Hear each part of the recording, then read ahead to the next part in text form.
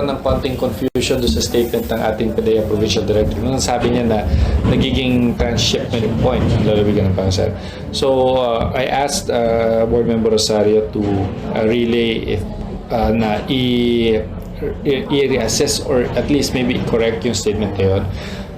Ang nangyayari po kasi dun sa mga pupasok po dito sa particularly sa Northern Luzon, medyo loosely used yung term na transshipment.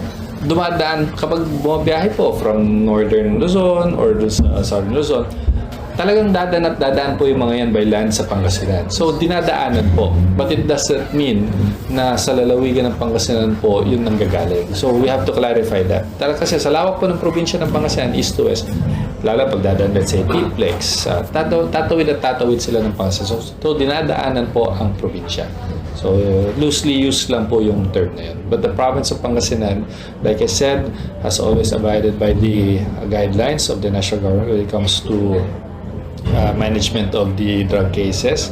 We're very strict. Alam na po natin na pati ang ating gobernador ay nagsabi na po na kapag may mga impormasyon pagdating po sa pagpasok po ng illegal na droga dito ay binibigyan po ng tulong at ayuda po ang mga ito. So, kinorek po ng ating provincial director yung pagkagagamit ng termino na yun. Dumadaan po dito pero hindi po tayo shipment point. Hindi po tayo bagsakan, definitely.